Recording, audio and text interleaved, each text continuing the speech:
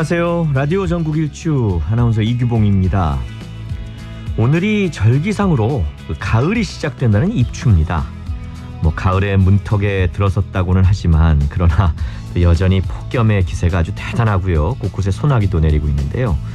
입추에 전해오는 속담으로는 입추 때는 벼 자라는 소리에 개가 짖는다란 말이 있습니다.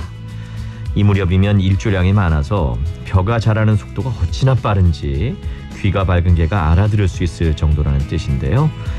그래서 옛날에는 입추를 지나고도 비가 오면 일조량이 부족해 벼나 과실이 잘 여물지 않아 한 해 농사를 망친다고 생각했었다고 해요.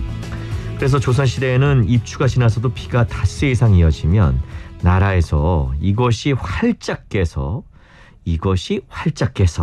맑아지기를 기원하는 기청제를 지냈다고 합니다. 자, 퀴즈입니다. 제가 방금 말씀드린 이것은 사전을 찾아보면 그날의 비, 구름, 바람, 기온 등으로 나타나는 기상상태라고 되어 있습니다. 자, 오늘 퀴즈 정답 두 글자고요.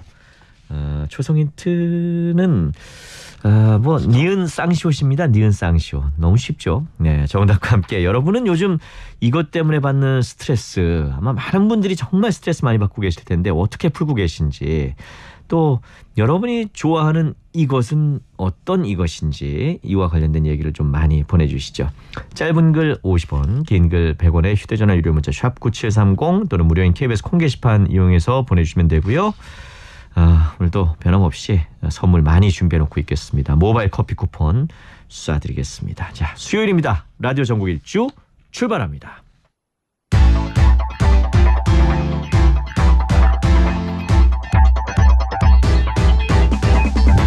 대한민국 구석구석 동네방네 이모저모 전국이 가까워지는 시간 KBS 1라디오 라디오 전국 일주.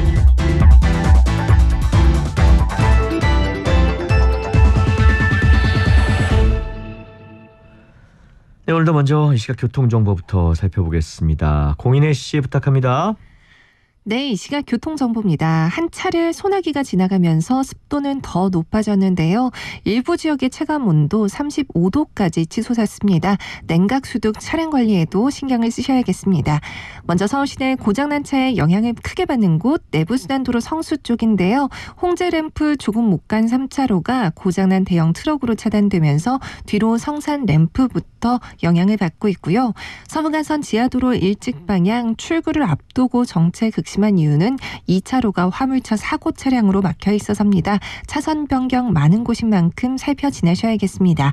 이어지는 서해안고속도로는 서울 쪽으로 화성과 매송 부근으로 5호 정체 막 시작됐고요. 더 가서 금천을 앞두고는 양방향이 더딥니다. 이 밖에 서울 양양고속도로 양양 쪽 춘천 분기점 부근 1차로에선 추돌 사고 처리 중이고, 남북권인 남해고속도로 순천 쪽 창원 2터널 부근 크게 더딘 이유 갓길에서 정리 중인 고장난 화물차 때문입니다. KBS 교통정보센터였습니다. 이어서 라디오 정센터 연결해 이 시각 주요 뉴스 듣겠습니다.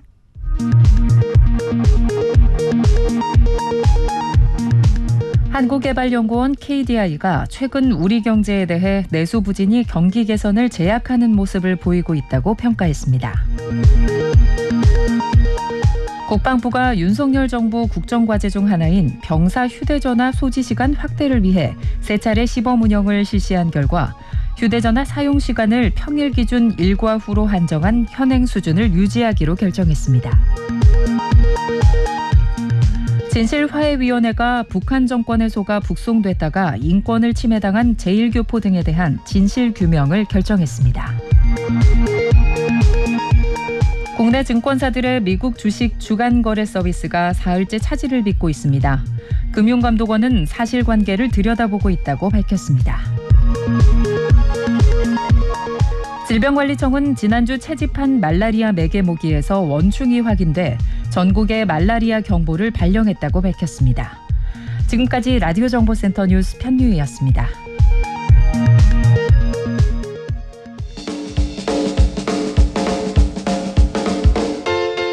부산, 창원, 대구, 광주, 전주, 대전, 청주, 춘천, 제주, 울산, 진주, 안동, 포항, 목포, 순천, 충주, 강릉, 원주. KBS 1라디오 라디오 전국 일주. 네, 모바일 커피 쿠폰 선물로 드리는 오늘의 퀴즈.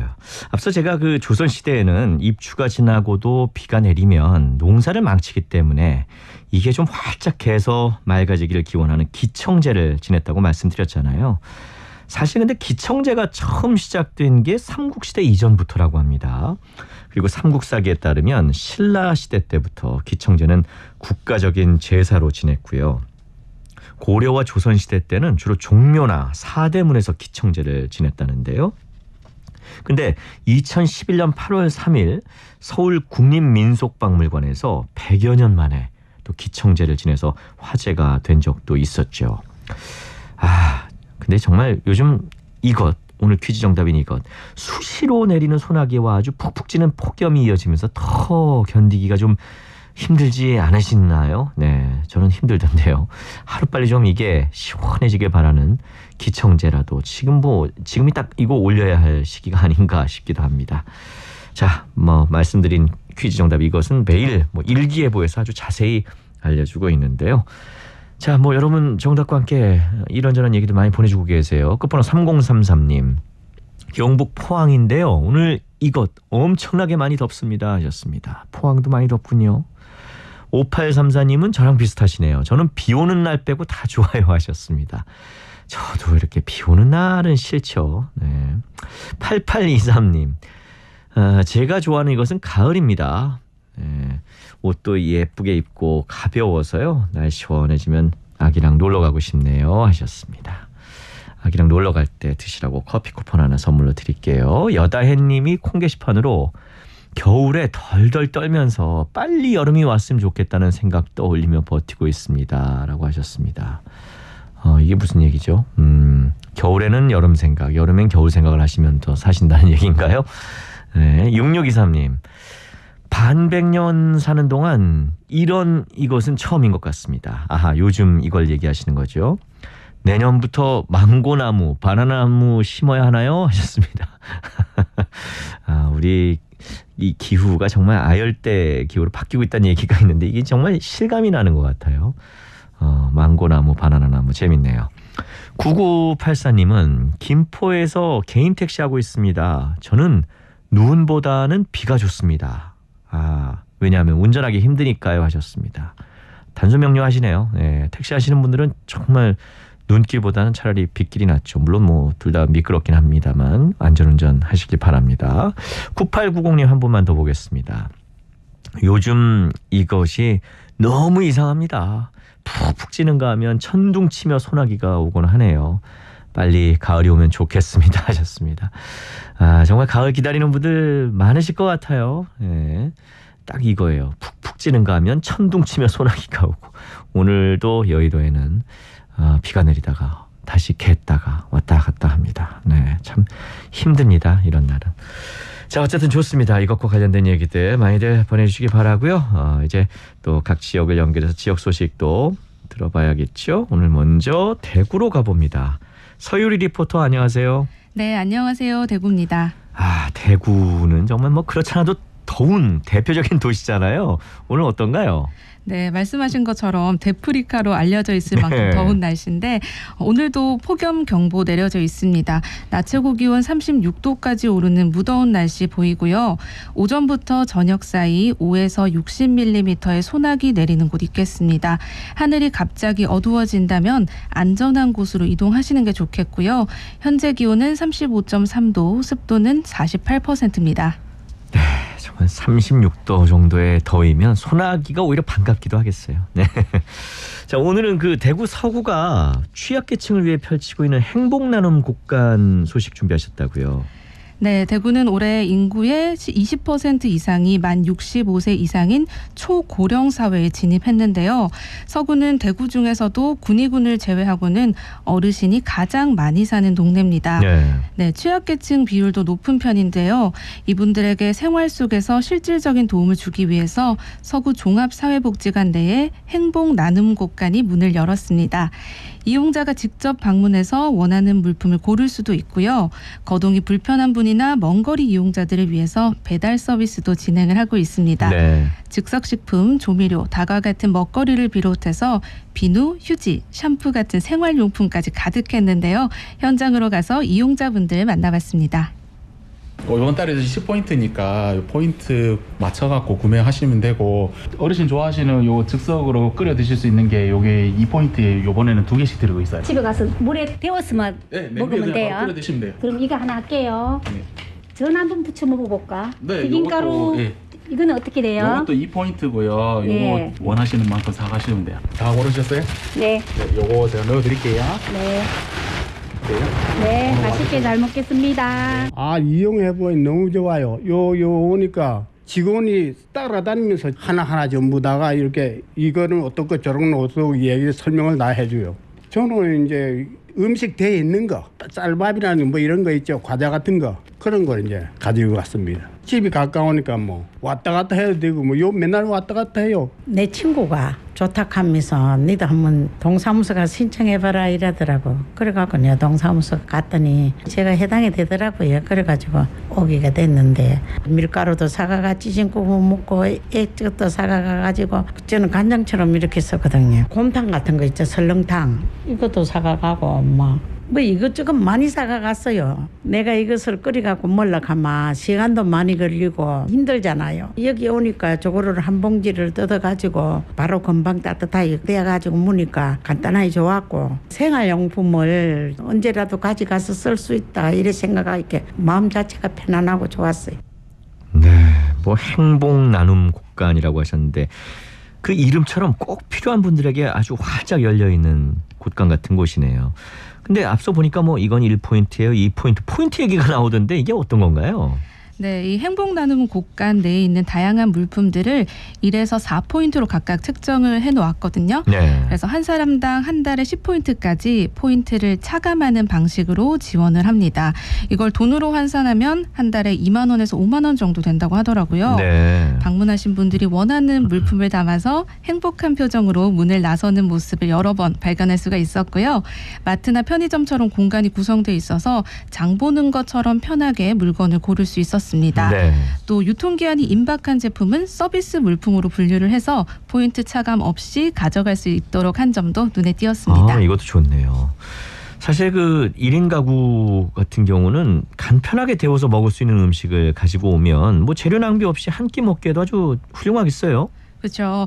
또 기존의 서구 비산동에 행복마당 푸드마켓이 운영되고 있긴 한데요. 네.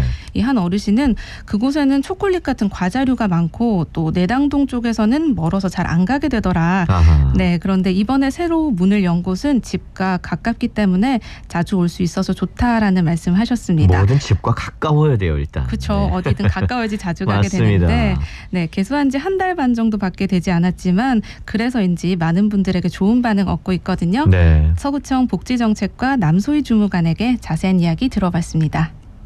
최근 가파른 물가 상승으로 인해서 취약계층 분들의 생활이 한층 더 어려워졌는데요. 이분들을 위한 후원 물품들을 어떻게 하면 더 잘 전달 드릴 수 있을지, 또 어떻게 하면 이분들이 좀 더 편하고 부담 없이 필요한 물품들을 가져가실 수 있을지를 고민을 하다 보니까 이런 공간을 조성하게 되었습니다. 저희 행복 나눔 곳간은 지역 내 저소득 취약계층 분들께 1인당 매월 2만 원 상당의 포인트를 지원하고요. 물품들도 일상생활에서 꼭 필요한 것들로 준비가 되어 있어서 다들 좋아해 주시고 만족도가 높은 편인 것 같습니다. 행복 나눔 곳간 운영을 위해서 현재 지역사회에 많은 분들이 후원을 해주고 계시는데요. 처음 사업을 계획하고 운영을 시작할 때 더 많은 서구 주민분들께 더 원활하게 물품을 전달하기 위해서 후원 업체들을 발굴을 했었고요. 이 물품들이 정기적으로 들어오는 게 아니라 상황에 따라서 변동성이 좀 있다 보니까 안정적인 운영을 위해서 기부처 발굴에 지속적으로 노력을 기울이고 있습니다. 행복 나눔 곳간에 기부를 원하시는 분들은 서구청 또는 서구종합사회복지관으로 연락을 주시면 됩니다. 후원해 주시는 물품은 행복 나눔 곳간으로 전달이 되고요. 기부 처리는 공동모금회 또는 서구종합사회복지관을 통해서 기부금 영수증 등의 절차를 도와드리고 있습니다. 생활 중에 꼭 필요한 식료품이나 생활용품들, 이런 작은 나눔들이 이분들께는 혼자가 아니라는 메시지가 되고 희망이 되고 또 삶의 원동력이 됩니다. 많이들 동참해주세요. 아이고, 말씀도 참 잘하시네요. 그나저나 뭐 이렇게 들어보니까 이게 사업이 지속되려면 기부자들께서 꾸준히 좀 물품을 지원해 주셔야 할 것 같은데 지금 그 기부는 어떻습니까? 많이 들어오고 있나요? 네, 다행히 아직까지는 여기저기서 기부의 손길이 이어지고 있고요. 네. 제가 방문했을 때도 새로운 물품들이 카트에 가득 실려서 복지관 앞으로 들어오더라고요. 네. 마음이 참 따뜻해지는 순간들이었습니다. 그렇군요. 정말 요즘같이 경기가 어려울 때도 이웃을 위해서 마음을 내주시는 분들이 많이 계시군요. 그런데 그 이용자분이 뭐 행복나눔 곳간까지 방문하기 힘든 경우에도 물품을 받을 수 있는 방법이 있다면서요? 네, 맞습니다. 이 올해 초 대구시에서는 고독사를 예방하기 위해서 즐거운 생활 지원단, 이른바 질생단을 뽑았는데요. 네, 이분들이 직접 대구로 방문해서 물품을 전해드리고 있습니다. 질생단은 지역 내 60세 이상 사회복지사 자격증 소지자 또는 관련 유경력자들 중에서 면접 등의 절차를 거쳐서 선정을 하는데요. 단원들의 이야기도 들어보시죠.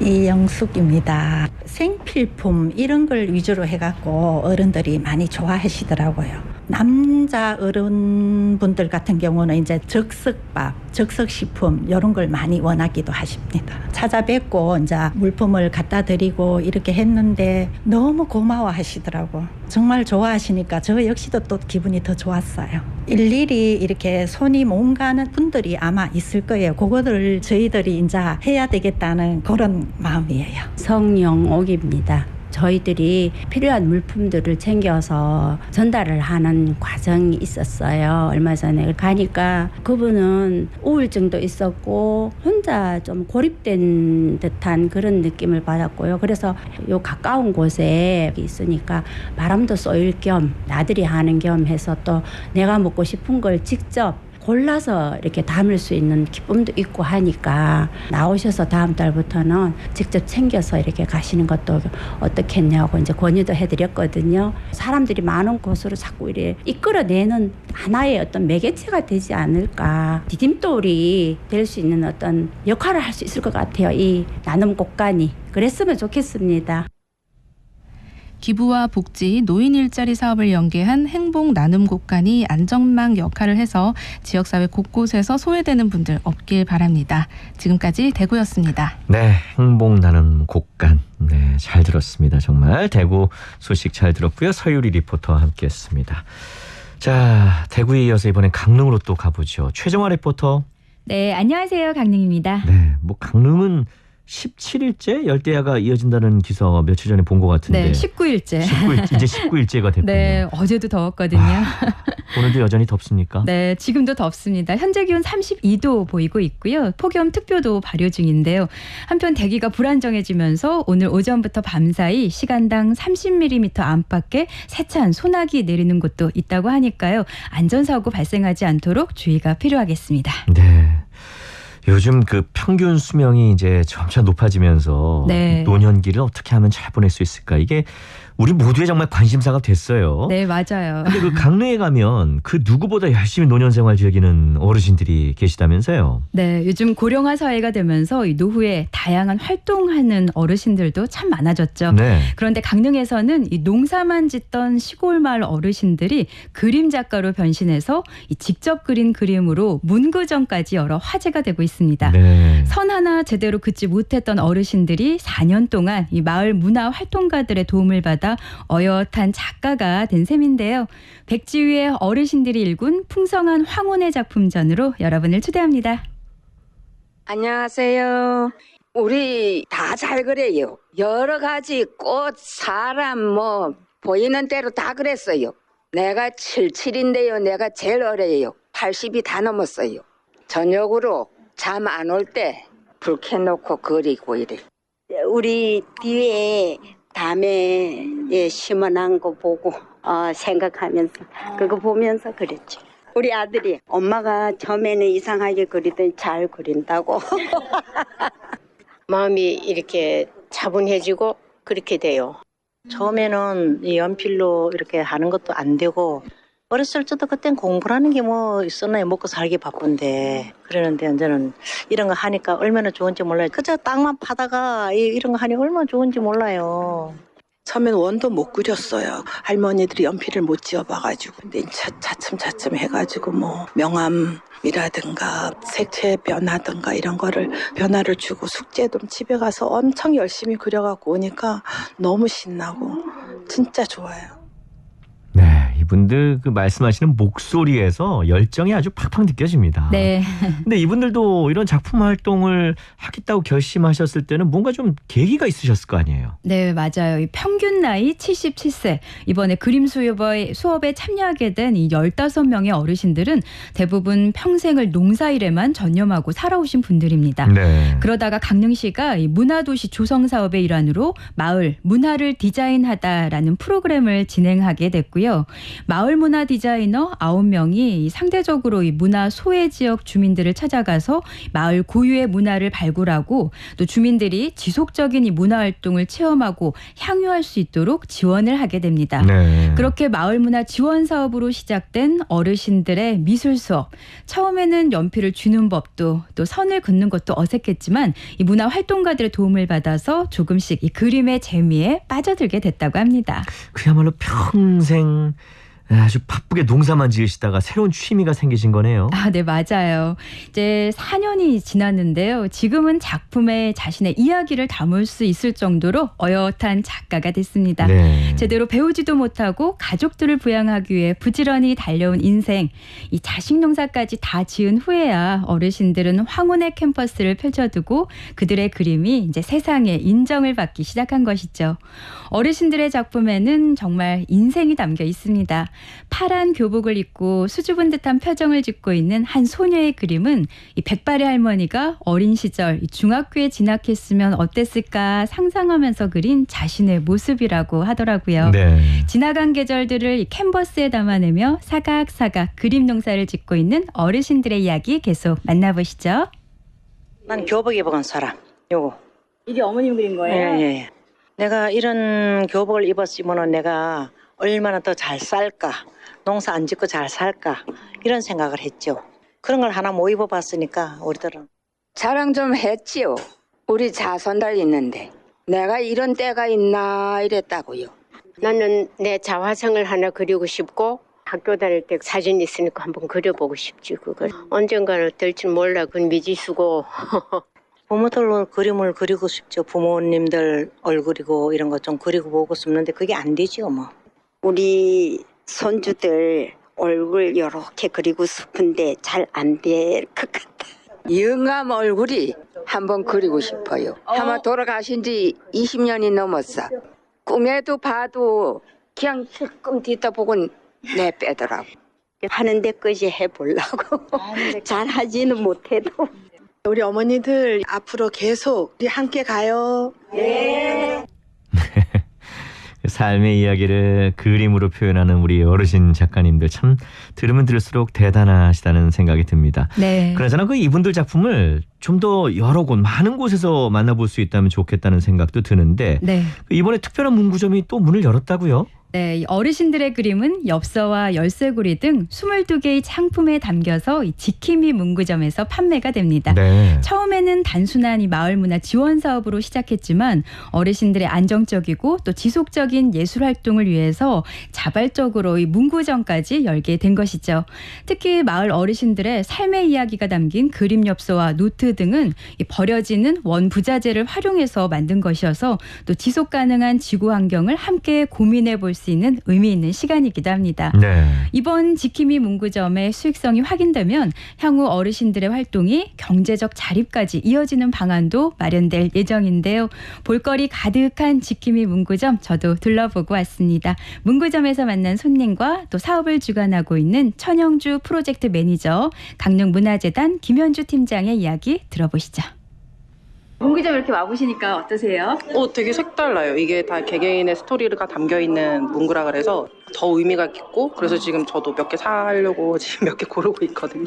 어르신이 이렇게까지 그릴 수 있다는 게 인물들이 다 개성 있게 그려져 있는 게 너무 귀여웠고 처음에는 연필도 좀 못 잡으시던 분들이 본인 삶 속에 있는 그림을 만들어내시는 과정 속에서 이 그림들이 버려지는 게 좀 아깝다고 생각이 들고 좀 이분들이 좀 자립적인 형태로 이런 문화활동을 할 수 있으면 좋겠다라는 생각에 자립 프로젝트 형식으로 이 공간을 만들게 된 것 같습니다. 좋은 사업을 통해서 발굴된 시민들 아니면 성장한 시민력들이 문화로 재생산돼서 펼쳐질 수 있을까, 가치를 지닐 수 있을까를 고민하고 있었는데 이렇게 자발적으로 워킹그룹이 만들어지고 주민과 주민을 연결하는 분들이 생겨나기 시작했고요. 이제 이게 첫 시작이긴 하지만 이 팀들이 이렇게 활동을 자발적으로 하는 것을 보면은 고민하거나 망설였던 분들께서 많은 용기를 얻어서 어떤 것이든 시작해볼 수 있는 시작점이 될 것 같아서 응원하는 마음입니다. 문구점에 가면 내 그림도 있고 엽서도 있고 문구점에 가면 웃음도 있고 놀러오세요. 네, 어르신들의 과거와 현재 또 미래를 지키는 지킴이 문구점은 이달 말까지 한시적으로 운영됩니다. 네. 좀 아쉽기는 한데요. 하지만 어르신들의 그림 작업은 앞으로도 쭉 이어질 거고요. 연말에는 작은 전시회도 열 예정이라고 하더라고요. 네. 도전을 망설이지 않는 이 농부 어르신들의 황혼에 거둔 인생 산모작의 결실, 그림에 담긴 어르신들의 마음이 보다 많은 사람들에게 전해지고 또 이분들의 작품을 더 많은 곳에서 만나볼 수 있기를 기대해 봅니다. 네. 지금까지 강릉에서 최정아였습니다. 문구점에 가면 내 그림도 있고 참 재밌네요. 이 어르신들 노래를 듣고 나니까 더 가보고 싶은 생각이 듭니다. 강릉 소식 잘 들었습니다.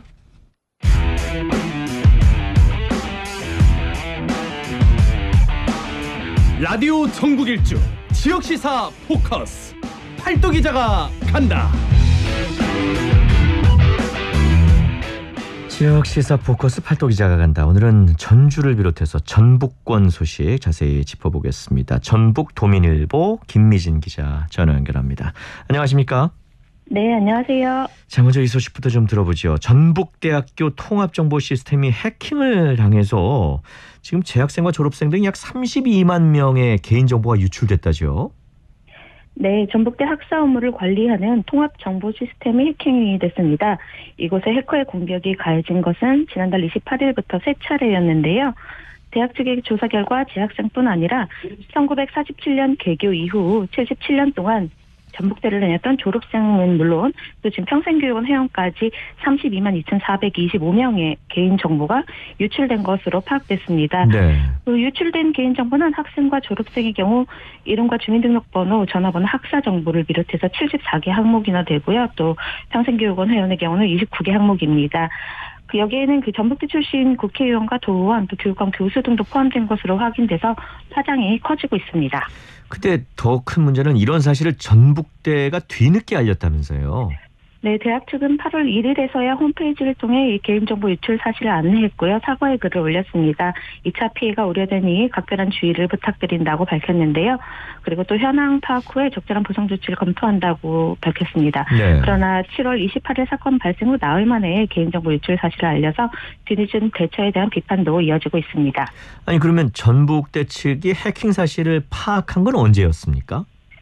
네, 지난달 28일 3차례에 걸쳐 해킹이 진행된 이후 13시간이 흐른 29일 오후 1시경에서야 이러한 사실을 알고 홍콩과 일본에서 접속한 IP 주소를 확인해서 경로를 차단했습니다. 네. 이처럼 시간이 걸린 이유는 그 일반적으로 서버에 과도한 보안을 일으켜 보안망을 무너뜨리는 이 해킹 방식과 달리 해커가 단일 IP를 통해서 점진적으로 접근하다 보니 이 보안 시스템이 인지를 하지 못했다고 합니다. 아하. 그런 가운데 수시간에 걸쳐 조금씩 이 개인정보를 빼내게 된 것으로 파악하고 있습니다. 네.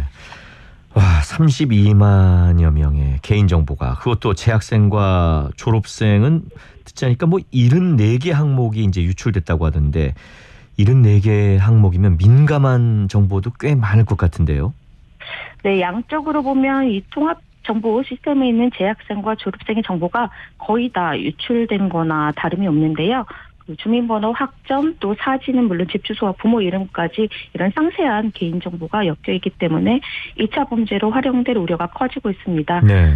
피싱이라든지 보이스피싱, 그리고 대개 주민등록번호나 이메일, 그다음에 또 전화번호가 나왔기 때문에 대포폰, 대포통장 명의 도용 사건에도 이 유출된 정보들이 활용될 수 있어 보입니다. 특히 앞서 말씀드렸던 것처럼 전북대 출신의 국회의원과 도의원, 교육감, 교수까지 포함된 것으로 확인돼서 이 유출된 정보에 대한 악용 우려가 걷잡을 수 없이 커지지 않을까 우려가 됩니다. 네, 지금 그 전북대학 측에서는 뭐 어떻게 대응하고 있습니까? 그럼? 네, 대학은 기관 개인정보 유출 사고 대응 매뉴얼에 따라서 이 개인정보 침해 사고 대응반을 꾸렸고요. 8월 1일 홈페이지를 통해서 피해 사실을 알렸는데요. 또 그 재학생과 졸업생들에게 이 개인정보 유출 관련 안내라는 제목으로 문자를 보내고 있습니다. 그리고 또 피해 조회 페이지를 운영하고 있고 또 실제 피해 사례 신고 접수 창구도 별도로 운영하고 있는 중입니다. 네. 또 교육부 사이버 안전센터 신고 등 유관기관과 긴밀하게 협력해서 이 해당 사건에 대해서 조사한다는 방침인데요. 이번 해킹 사건을 계기로 이 개인정보가 입력된 시스템 접근 시 2단계 인증 의무화 등 이 보안 대책을 마련할 예정입니다. 네, 사후 약방문이 아닌가 싶기도 한데 이번 사건에 어쨌든 경찰도 지금 나섰죠? 네, 전북경찰은 정보통신망법 위반 등 혐의로 정보를 빼낸 이 해커를 추적에 나서고 있는 상황인데요. 해외 IP를 특정해서 지금 국제공조를 통해서 수사를 하고 있습니다. 또 개인정보 관리를 어떻게 했느냐에 따라 학교 측도 과태료 대상이 될 것으로 보이는 가운데 이 경찰이 국정원과 함께 학교 측에 법 위반 사항이 있는지도 살펴볼 예정이라고 합니다. 예. 근데 이게 비단 전북대만의 문제일까 하는 의문도 좀 듭니다. 전국 지자체에도 뭐 지금 지속적인 해킹 시도가 이루어지고 있다는 얘기가 있던데 보안에 상당히 좀 주의가 요구되는 시점인 것 같아요. 네, 국회 행정안전위원회 소속 김종량 의원이 행정안전부로부터 제출받은 자료에 따르면요. 전북 지자체를 대상으로 한 해킹 시도는 최근 5년간 2,682건에 달하는 것으로 나타났습니다. 연도별로 보면 지난해 821건으로 가장 많았고 올해 5월까지는 277건이나 해킹 시도가 있었던 것으로 파악되고 있습니다. 매년 수백여 차례 해킹 시도가 이루어지고 있는 것인데요. 같은 기간 전국적으로 보면 총 54,301건의 해킹 시도가 있었습니다. 전국 17개 광역 시도 중에서 강원이 7,724건으로 가장 많았고 또 경기도가 6,670건, 인천이 4,605건으로 뒤를 이었습니다. 전북은 10번째로 많은 해킹 시도가 있었던 것으로 파악되고 있습니다. 네. 하여간 이 지자체 보안 시스템을 보다 좀 강화하는 대책 마련이 필요해 보입니다. 네, 그렇습니다. 그 행정기관의 경우 여러 단계 인증 절차와 각종 그 보안 제품이 주요 그 정보를 보호하고 있다고 하더라도 또 지자체에서 운영하는 이 각종 개별 사이트들이 있거든요. 이런 사이트들에 대해서는 보안이 상대적으로 소홀할 수 있는 만큼 대책을 좀 강구해야 할 필요성이 있어 보입니다. 네, 만약에 이 개인정보 유출 피해를 입었다면 그럼 어떤 점을 좀 주의해야 할까요? 전문가들은 유출된 개인정보가 이 유통이 되는 데는 대략 한 몇 달 정도 있으면 될 것으로 보고 있는데요. 네. 그때부터 피해가 드러나기 시작한다고 우려합니다. 그렇기 때문에 본인한테 오는 문자나 여러 가지 이체 문자나 보이스피싱 이런 데 더 취약하게 노출될 수 있기 때문에 평소에도 많이 조심하셨겠지만 더욱 본인이 더 조심을 하는 수밖에 없을 것 같고요. 또 하나는 최소한 그 전화번호를 바꿀 수 있는 것도 방법인데 이게 현실적으로 불가능할 수밖에 없으니 의심 가는 메일이 있으면 절대 열어보지 마시고 또 수상한 메시지는 절대 클릭하지 마실 것을 다시 한번 강조드리고 싶습니다. 네, 정말 요즘은 이제 이런 사건이 비일비재하게 일어나는 시대가 됐습니다. 조심들 하셔야 할 것 같아요.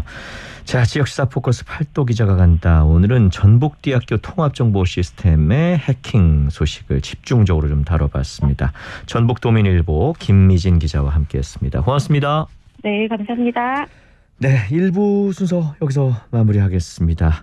1부 마무리하면서 끝곡으로 스타쉽이 부르는 We Built This City 준비했습니다. 이 곡 들려드리고 저는 잠시 후 3시에 돌아오겠습니다. We built this city on rock and roll. Built this city.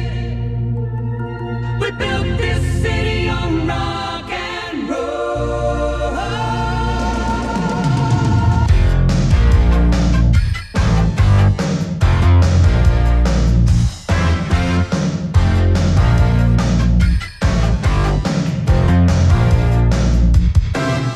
Say you don't know me. Recognize my face. Say you don't care.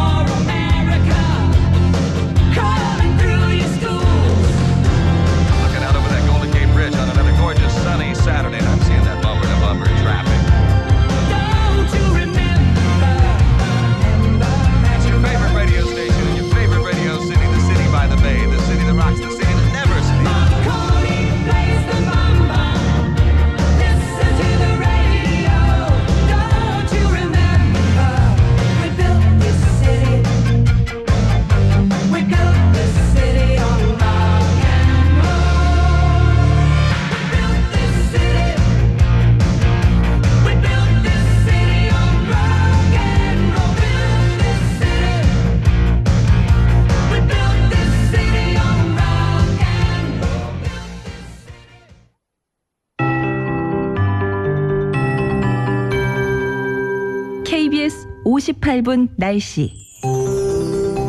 현재 서울 기온은 33도까지 올랐습니다. 경남 의령구는 36.7도, 밀양은 36.3도 기록 중이고요. 역시 일부 전남과 경상권의 기온이 35, 6도까지 치솟아 있는 상황입니다.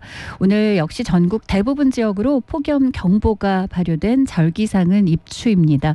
입추인데도 불구하고 이렇게 계속 날이 더운데요. 다음 주까지도 광복절 즈음에서도 지금 중기예보상 10여일간 폭염은 지속되겠고요. 밤에는 열대야가 계속되겠습니다. 오늘 낮 최고 기온 이렇게 서울, 제주 33도, 세종, 광주, 강릉, 부산 34, 대전 35, 대구 36도 등 전국이 31도에서 36도 분포 보이겠고요. 오늘도 대기는 불안정해 소나기가 지나겠지만 소나기 내리는 동안만 기온이 일시적으로 내려갔다가 습도를 부쩍 높인 채로 다시 기온이 오르기 때문에 찜통더위는 계속되겠습니다. 저녁까지 전국에 5에서 60mm의 소나기 예보 있고 경기 동부나 강원 내륙 산지는 늦은 밤까지 이어지는 곳 있겠습니다. 내일은 새벽부터 오후 사이 중부지방에 가끔 비가 오겠고요. 남부와 지주는 소나기 예보 있습니다. 요즘 낮에는 찜통더위, 밤에는 열대야가 극성인데요. 서울은 어느덧 17일 연속 열대야를 기록하고 있습니다. 오늘도 자외선지수, 불쾌지수 매우 높고요. 오존 농도도 나빠서 지금 경남, 울산, 부산, 전남에 오존주의보 발효 중입니다. 최영우였습니다.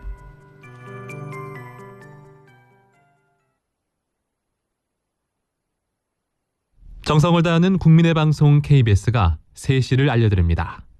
AM 711kHz, FM 97.3MHz KBS 1라디오입니다. HLKA.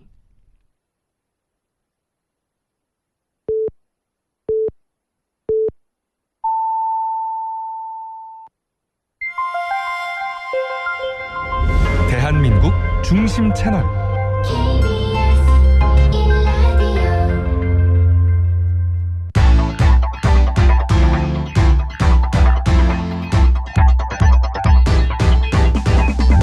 대한민국 구석구석 동네방네 이모저모 전국이 가까워지는 시간 KBS 1라디오 라디오 전국일주.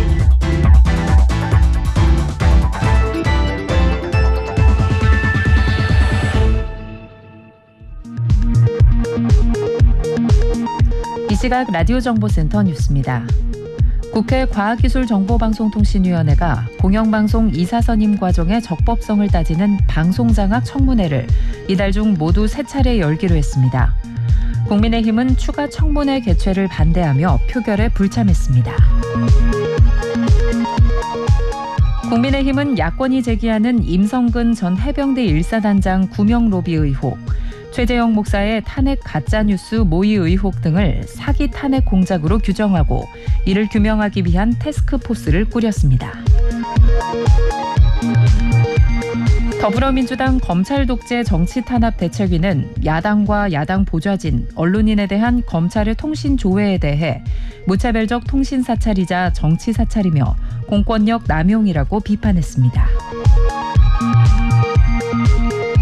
임기 3년의 신임 독립기념관장에 김형석 재단법인 대한민국 역사와 미래 이사장이 임명됐습니다. 독립운동가와 그 후손들의 단체인 광복회는 김 이사장을 이른바 뉴라이트라고 지목하며 임명을 반대해왔습니다.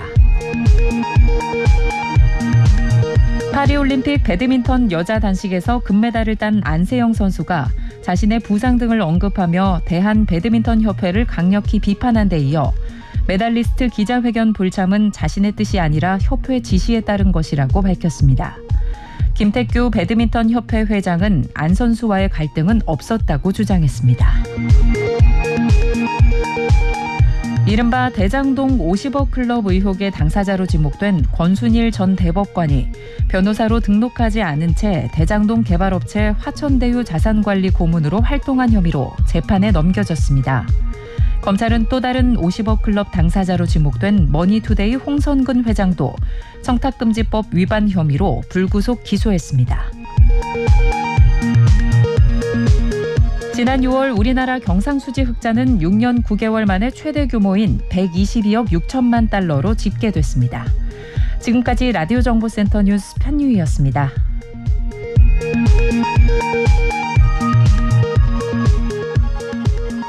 네, 라디오 전국 일주 2부 시작합니다.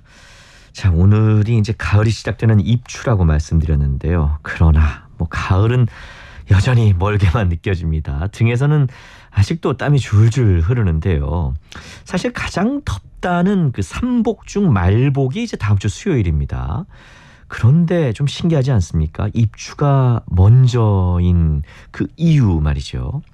거기에 대해서 누군가 그러더군요. 이맘때면 더위가 절정에 달해서 다들 힘겨워하는 시기다 보니까 가을이 멀지 않았다는 그 희망을 좀 주기 위해서 우리 조상님들이 입추를 이렇게 말복에 앞세웠다고 말이죠. 근데 잘 아시겠지만 사실 오래전부터 절기에 따라 우리 민족은 농사를 지어왔지 않습니까? 그래서 입추부터 미세하게나마 오늘의 퀴즈 정답인 이것이 이제 변하기 때문에 예전에는 이 무렵부터 김장용 무와 배추를 심어서 김장에 대비했다고 하고요. 수확을 앞둔 농작물도 또 관리했다고 합니다. 자, 어쨌든 방금 말씀드린 이것은 매일 우리가 뭐 일기예보에서 들을 수 있고요. 대화의 소재로 또 인사말로도 가장 많이 쓰이죠. 자, 두 글자인데요. 뭔지는 잘 아실 것 같습니다. 0587님. 지난 주말에 서천 바닷가에 저까지 12명이 놀러 갔는데요. 바닷가라서 시원할 줄 알았더니 가만히 있어도 땀이 흐르더라고요. 예전에 민박하던 곳이 해산물 가게로 바뀌었는데 어떻게 또 저희를 알아보고 자리를 내주셔서 더운 날씨에도 불구하고 시원하게 지내고 왔습니다. 라고 하셨습니다. 바닷가도 덥습니까? 그럼 이제 어딜 가야 되나요? 0223님. 저는 구름에 해가 살짝 가려져서 바람이 살랑살랑 부는 선선한 이것을 좋아하는데요. 조금만 기다리면 오겠죠 하셨습니다. 이게 바로 우리의 희망이죠. 네, 좋은 이것을 정말 저랑 비슷한 취향을 갖고 있는 것 같아요. 3644님. 어제 냇가로 다슬기 잡으러 갔는데 세상에나 이것이 어찌나 덥던지 물속도 따뜻하더라고요. 어찌나 덥던지 땀을 뻘뻘 흘리다 그냥 돌아왔습니다. 이런 경우는 처음인 것 같아요. 오늘이 입추라니까 조금씩 이게 좀 시원해지겠죠 하셨습니다. 바로 이런 걸 우리 조상님이 노리신 거 아닐까요? 이제 입추다 하면 벌써 이제 가을이 떠오르니까요. 조금만 참으면 될 것 같다는 그 희망이 생기잖아요. 네. 5546님. 열이 많은 남편은 무슨 얘기 하시려는지 알겠어요. 열대야 때문에 안방 침대 주위에 선풍기 넉 대를 돌리고 있어요. 하지만 저는 아내분 되시는 것 같은데 선풍기 돌아가는 소리에 잠도 설치고 감기에 걸려서 한참 앓았습니다. 저도 힘들지만 열 많은 체질인 남편도 참 안 됐습니다 하셨습니다. 부부들 가운데 이걸로 부부싸움 하시는 분들도 계시죠. 차를 타고 갈 때도 에어컨을 켜라 꺼라 춥다 덥다 뭐 이런 걸로 싸우는 분들 많은데 정답은 뭘까요? 글쎄요. 하여간 이럴 때는 좀 제가 너무 그 남편분 편을 드나 좀 더 이렇게 따뜻하게 껴입으시면 되는 거 아닐까요? 더 벗을 수는 없으니까요. 네, 합리적인 방법을 잘 찾아보시기 바랍니다. 커피 쿠폰 하나 선물로 보내드리겠습니다. 8736님도 희망을 보내오셨네요. 저는 2월생인데요. 겨울과 봄 사이 2, 3월을 가장 좋아합니다. 추위도 많이 타지만 더위는 더 싫거든요. 입추라고 하니 곧 선선한 날이 오겠죠 하셨습니다. 자, 오늘 입추 얘기 많이 나왔습니다. 조금만 더 희망을 갖고 이 무더위 잘 견뎌보시길 바랍니다. 자, 이제 지역 뉴스 브리핑으로 이어갑니다. 내일신문 박준규 기자 전화 연결합니다. 안녕하십니까? 네, 안녕하세요. 첫 소식은 이거네요. 전국에 말라리아 경보가 발령됐죠? 예, 그렇습니다. 질병관리청은 말라리아 매개 모기에서 원충이 확인됨에 따라 오늘 전국에 말라리아 경보를 발령했습니다. 매개 모기에서 원충이 확인됐다는 것은 이 모기에 물렸을 때 말라리아에 감염될 확률이 높아졌다는 뜻입니다. 네. 이 전국에 말라리아 경보를 발령했지만 올해 들어 지난달 27일까지 말라리아 환자는 작년 같은 기간보다 16.9% 감소한 349명입니다. 말라리아는 모기가 주로 활동하는 저녁에 야외에서 땀이 난 상태에서 휴식할 때 그리고 매개 모기의 산란과 생육이 쉬운 호수 공원이나 물 웅덩이 인근을 산책할 때 모기에 물려 주로 감염됩니다. 올해 국내 이 말라리아 위험 지역은 서울, 인천, 경기 등 수도권과 강원도 등입니다. 네, 위험 지역에 계신 분들은 각별히 더 주의하셔야겠습니다. 그리고 경남 하동에서 산림청 헬기가 추락하는 사고가 벌어졌죠? 예, 그렇습니다. 오늘 오전 9시 39분께 경남 하동군 고전면 홍평마을 인근 한 야산에 산림청 헬기 한 대가 추락했습니다. 이 사고로 헬기 조종사인 40대 A씨가 가슴 부위에 타박상을 입었습니다. A씨는 현재 인근 병원으로 이송돼 치료 중이고 생명에는 지장이 없는 것으로 알려졌습니다. 네. 이 소방당국은 항공 방제 목적으로 운항하던 헬기가 전깃줄에 기체가 걸려 추락한 것으로 보고 있습니다. 한국전력은 사고 이후 2차 사고를 예방하기 위해 해당 지역에 전기를 끄는 이 단선 조치를 한 것으로 알려졌습니다. 네, 정말 헬기 사고 아찔한데 그래도 다행히 인명피해는 없었네요. 경남 김해시에 추진되던 그 데이터 센터 건립 사업이 최종 무산됐는데요. 근데 해당 부지에는 대규모 아파트 단지만 들어서게 됐다고요? 예, 경남 김해시에 따르면 대형 인터넷 기업과 대형 건설사가 당초 5천억 원을 투자해서 부원동 일대에 데이터 센터와 주상복합 아파트 821가구 등을 지을 계획이었습니다. 그렇지만 지난해 11월 이 두 회사는 데이터 센터 사업 추진을 포기하겠다고 공식 발표했습니다.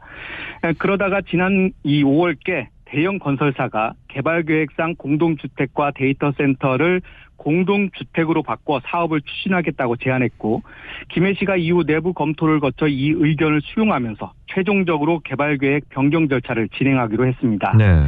김해시는 건설사 측이 제안한 공공기여가 공공임대주택, 공공청사건립, 공공부지 기부 체납 등으로 이루어질 수 있도록 시민 의견 수렴을 거쳐서 그 내용을 최종적으로 확정할 예정입니다. 네.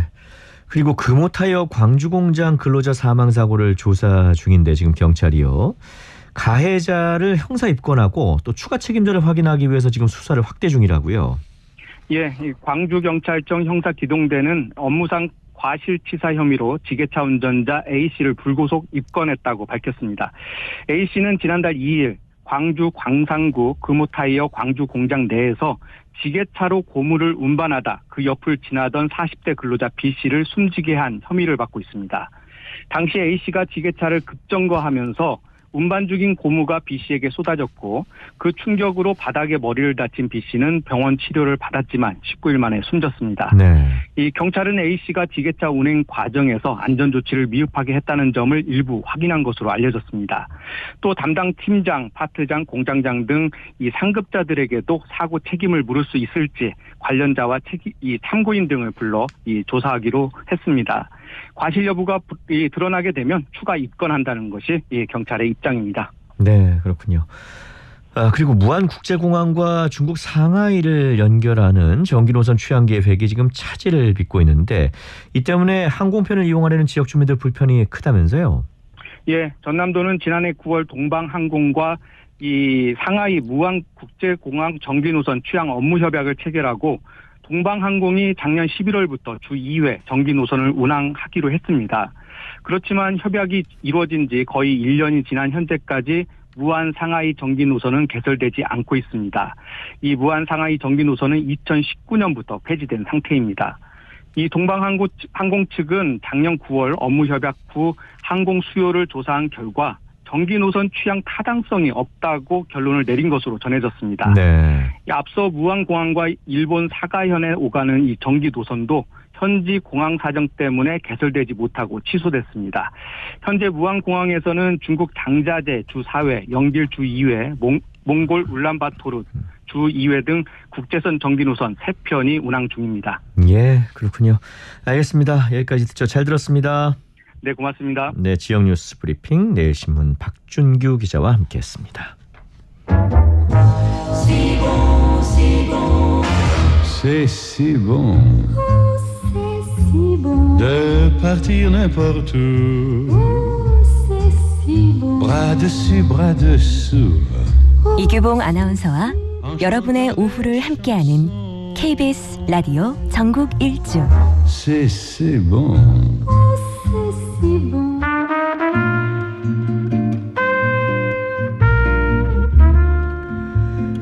혹시 내일, 그러니까 8월 8일이 무슨 날인지 알고 계십니까? 바로 섬의 날입니다. 네, 이 섬의 가치와 중요성을 널리 알리기 위해서 2019년에 국가기념일로 지정됐는데요. 그리고 그 수학에서 왜 무한대를 나타내는 기호가 숫자 8을 눕혀놓은 모양이잖아요. 그래서 이 섬의 무한한 잠재력과 가치를 상징한다는 뜻에서 8월 8일을 섬의 날로 정했다는데요.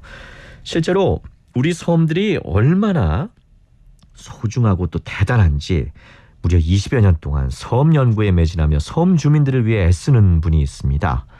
자, 오늘은 섬의 날을 앞두고 시인이자 또 섬 활동가로 활약 중인 사단법인 섬연구소 강재윤 소장을 만나보겠습니다. 강 소장님 안녕하십니까? 예, 안녕하세요. 네, 반갑습니다. 네, 반갑습니다. 그 섬연구소는 어디에 자리하고 있나요? 사실은 사무실은 뭐 서울에가 있는데요. 네. 제가 섬을 다니니까 뭐 전국 섬에 있죠. 주로 사시는 곳은 어디세요? 지금 살고 있는 건 통영입니다. 통영. 통영인데, 예. 근데 뭐 우리나라 뭐 동서남에 이제 전국 곳곳에 섬이 있잖아요. 그렇죠. 예, 그렇기 때문에 뭐 내가 어디 있는 거는 별로 중요하지 않습니다. 네. 그래도 뭐 통영하면 또 워낙 그 섬들이 많으니까 그래도 그렇죠. 네. 딱 좋은 데 살고 계신 것 같아요. 그 섬연구소가 뭐 구체적으로 어떤 일을 하고 있는지도 좀 소개해 주세요. 이제 처음 시작한 건 이제 섬의 가치에 대한 이런 기록을 하고 그다음에 섬을 어떻게 하면 좀 아름다운 공간 또 사람들이 편하게 살고 싶은 공간 이렇게 만들 수 있는가 이런 섬 정책을 연구하기 위한 기관으로 만들었었는데 네. 요새 이제 뭐 그런 일도 하지만 가장 중요한 건 섬 주민들의 기본권 사는데 필요한 이런 삶의 기본권을 좀 신장하기 위한 이런 일을 하고 있습니다. 주로요. 네, 그러시군요. 근데 듣자니까 그 섬연구소 설립하기 전부터도 수많은 섬을 다니시면서 섬학교 교장으로 활동하셨다고 들었어요? 예. 제가 사실은 원래 섬 출신이고 섬에서 오랫동안 살았습니다. 그렇기 때문에 섬을 어떻게 하면 섬의 가치를 알릴까? 섬의 가치가 일반 국민들뿐만 아니라 뭐 국가에서도 잘 모르고 있었거든요. 네. 그 가치를 알리기 위해서 2012년부터 10년 동안 한 달에 한 번씩 1박 2일씩 이렇게 섬을 다니는 답사 학교 이런 걸 했었죠. 대단하시네요. 그럼 뭐 웬만한 섬은 다 돌아다녀 보셨을 것 같은데 우리나라 섬이 굉장히 많잖아요. 지금까지 그럼 대략 뭐 다녀보신 섬이 몇 곳이나 되는 겁니까? 그러니까 참 이게 안타깝게도 네. 우리나라의 섬에 정확한 숫자 통계가 없습니다. 없어요? 예. 어허. 정부 부처마다 그 발표하는 숫자가 달라요. 네. 그래서 적게는 3,300개부터 해서 3,900개까지 그 부처마다 집계하는 편차가 다릅니다. 네. 예, 그게 이제 결국은 그동안 이제 섬이 가지고 있는 중요성을 정부에서도 잘 인식하지 못했기 때문에 이런 일이 있었죠. 네. 그래서 이제 사실은 앞으로 추후에는 이제 가장 중요한 건 섬의 숫자부터 제대로 파악할 수 있는 이런 정책이 필요하죠. 그래서 지금은 대략은 한 4,000개 정도로 이렇게 추정을 하고 있습니다. 그런데 그 주민등록상 기록이 되기 때문에 유인도는 뭐 한 463개 정도 이렇게 파악이 되고 있습니다. 네, 그렇군요. 10분의 1이 이제 조금 넘는 거네요. 예. 근데 섬 하면 요즘은 그래도 이색 관광지나 뭐 휴양지로 인식이 좀 많이 바뀌었다고는 합니다만 이전에는 사실 뭐 유배지라든지 도서 지역 떠올리는 분들 많았거든요. 네네. 우리 강 소장님은 그동안 그 섬에 대한 연구를 끊임없이 해오셨기 때문에 글쎄요, 뭐 이런 보편적인 생각을 좀 완전히 바꿀 수 있는 어떤 섬의 놀라운 점을 누구보다 잘 알고 계실 것 같은데 좀 대표적인 것들 소개해 주신다면요. 그렇죠. 여태까지는 뭐 섬 하면은 뭐 그게 이제 조선시대의 얘기인데 유배지 뭐 이렇게 좀 아니면은 좀 이렇게 뭔가 어두운 곳, 맞아요. 힘든 곳 이렇게 생각을 하고 있었죠. 네. 그게 사실이긴 합니다. 왜냐하면 섬이 힘들게 살고 있으니까요. 네. 그런데 그 이상의 가치가 있는 게 우리나라뿐 아니라 모든 나라가 그렇지만 그 영토라고 하면은 어떤 게 영토인지 아시죠? 네. 어떤 게 영토입니까? 뭐 영공도 있고 영해도 있고 그렇죠? 그렇지만 사람들은 대부분 땅을 주로 생각을 하죠. 주로 땅만을 생각하는 경우도 있죠. 네. 영토하면 이제 그 우리가 살고 있는 땅만 주로 얘기하는데 사실은 영토라고 하는 거는 영해와 그다음에 영공 다 그렇죠. 하거든요. 네. 예. 그런데 그 중에서도 이제 제일 큰 가치가 있는 것은 영해거든요. 네. 영해와 그다음에 이제 우리가 흔히 얘기하는 해상 영토라고 얘기하는 거는 영해 플러스 EEZ 배타적 경제수요. 예. 그다음에 대륙붕 이런 것들을 다 해상 영토라고 합니다. 영토라고 하는데 우리의 사실은 우리 해상 영토는 육상 영토보다 4.5배나 큽니다. 네. 그건 대부분 사람들이 몰라요. 아하. 근데 해상 영토는 어업 자원하고 지하 자원 등 엄청난 자원이 있죠. 그렇기 때문에 뭐 일본과 우리가 독도, 일본과 중국, 뭐 중국과 필리핀 이런 그 분쟁들이 있는 거잖아요. 맞아요. 예. 그런데 이런 해상 영토의 기준점이 되는 것이 영해의 기점이라고 하거든요. 네. 영해 기점 23곳 중에 사실은 21곳이 섬에 있습니다. 아하. 섬이 있어서 우리 해상 영토를 우리가 가질 수 있는 거죠. 네. 섬이 없었다면 해상 영토도 굉장히 줄어들었겠죠. 그만큼 섬이 중요한 곳이죠. 그렇군요. 솔직히 아마 이런 얘기 처음 듣는 분들도 많이 계실 것 같아요. 어쨌든 뭐 섬의 날이라는 것도 2019년에서야 지정됐다고 제가 말씀드렸는데 섬에 대한 관심이 참 부족했던 것만은 분명한 사실인 것 같습니다. 그동안 쭉 그 섬 연구 계속 이어오면서 가장 안타까우셨던 부분은 어떤 부분이셨어요? 제가 뭐 섬 사람이기도 하고 뭐 섬에서 살았고 섬을 늘 다니다 보니까 육지에 살면 그렇잖아요. 제일 우리가 전국을 다 걸어서 다닐 수는 없잖아요. 네. 교통 문제입니다. 육지에서는 어떻습니까? 하루 이틀만 이렇게 뭐 파업이 일어난다고 하면은 지하철이나 철도나 혹은 뭐 버스나 그러면 난리가 나죠. 네. 여보세요? 네. 안 그런가요? 그렇죠. 하루 이틀만 그러죠. 그런데 섬 같은 경우는 특히 먼바다, 백령도, 울릉도, 거문도 이런 먼바다는 1년에 100일씩 배가 안 다닙니다. 그 이해가 되십니까? 어떻게 살죠? 아니, 이틀, 3일도 아니고 100일씩 배가 안 다녀요. 네.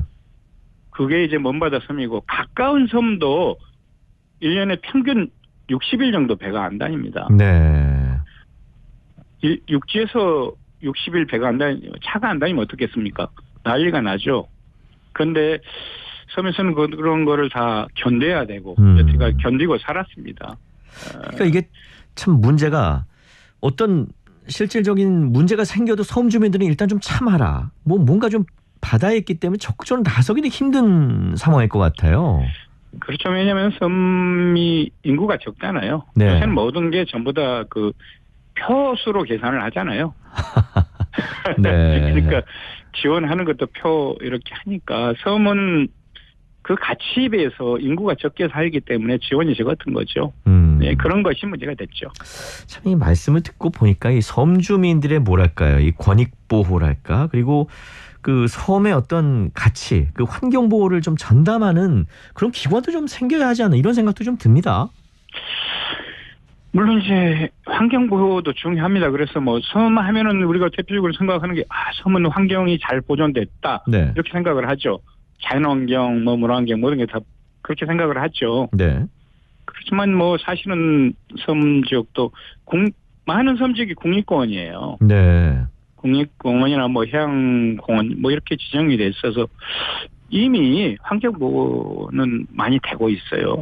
그런데 사실은 그 섬을 지키는 사람이 누구예요? 주민들이죠.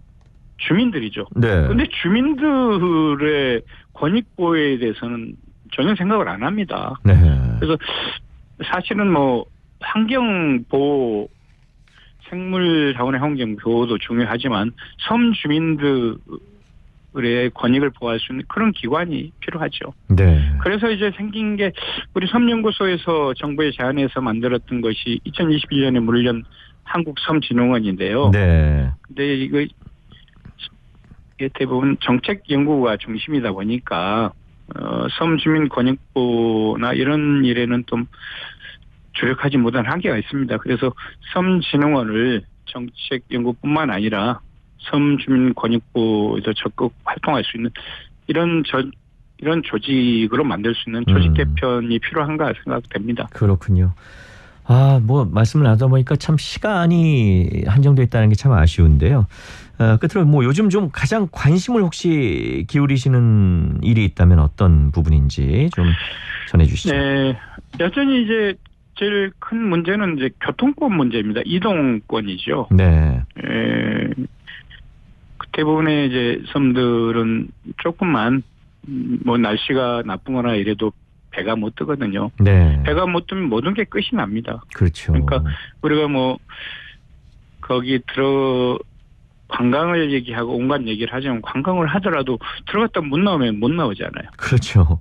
예. 그렇기 때문에 가장 중요한 건 이동권 보장을 위해서 정부 차원에서 여객선 공영제를 좀 더 빨리 시행을 했으면 좋겠다 이렇게 생각을 합니다.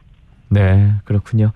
알겠습니다. 오늘 이제 내일 8월 8일 서면을 앞두고 섬활동가이면서 시인인 강재윤 섬연구소 소장님과 말씀을 나눠보면서 섬에 살고 계신 분들의 그런 어떤 권익보호라든지 여러 가지 문제에 대해서 한번 좀 생각해보고 고민해보게 되네요. 알겠습니다. 오늘 말씀 여러 가지로 잘 들었습니다. 고맙습니다. 네, 고맙습니다. 네. 네. 자, 오늘 프로그램 마무리하면서 이제 퀴즈 정답 알려드려야겠네요. 바로 날씨가 오늘 퀴즈 정답이었습니다. 7595님이 갑자기 내린 소나기 때문에 해먹었습니다. 콜택시 운전원인데요. 누구보다 날씨에 민감하네요. 오늘도 파이팅입니다 하셨습니다. 이런 분들 많으셨을 거예요. 맑은 날씨 보고 나가셨다 갑자기 소나기가 내려서 비 다 맞고 이런 분들 많으실 텐데 요즘에 이제 날씨 때문에 정말 우산이 필수품이 된 것 같습니다. 자, 오늘 여러 가지로 문자 참여해 주시고 정답 참여해 주신 분들 다시 한번 감사드립니다. 저는 내일 오후 2시 10분에 또 새로운 소식, 재밌는 소식으로 여러분 찾아뵙도록 하겠습니다. 남은 오후 잘 마무리하십시오. 이규봉이었습니다. 안녕히 계십시오.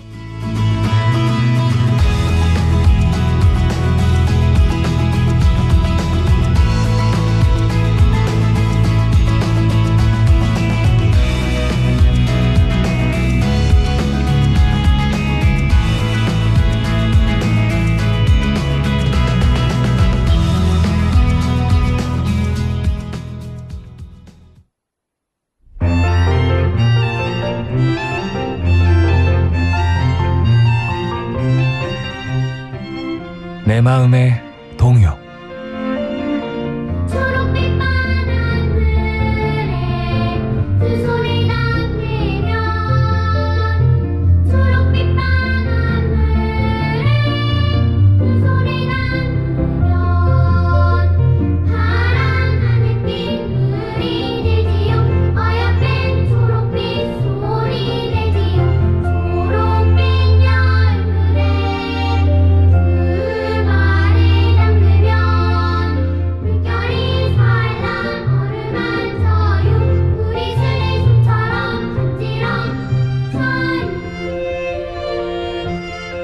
초록빛 바닷물에 두 손을 담그면 파랗게 손이 물들고 두 발을 담그면 물결이 살랑 발을 어루만진다.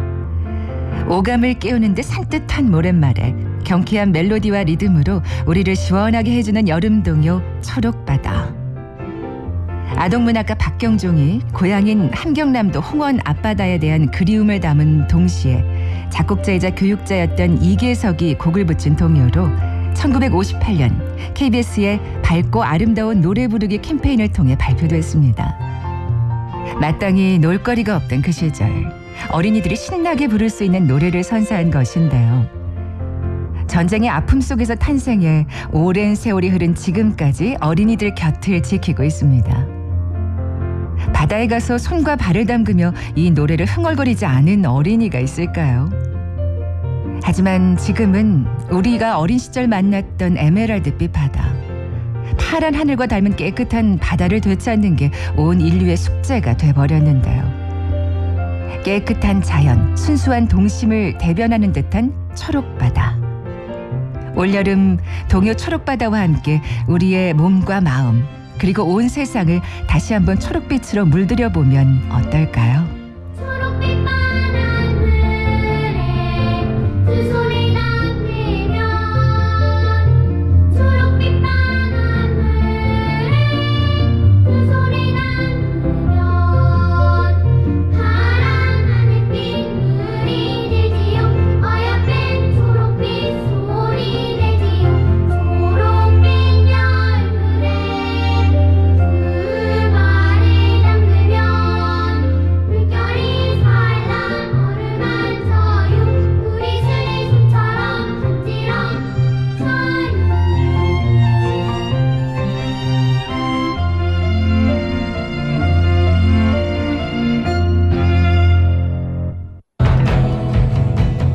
안녕하십니까. 성공 예감 이대호입니다.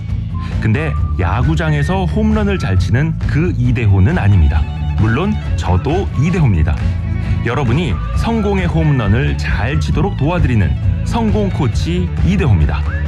평일 오전 9시 5분 성공을 부르는 좋은 습관 성공 예감 이대호입니다.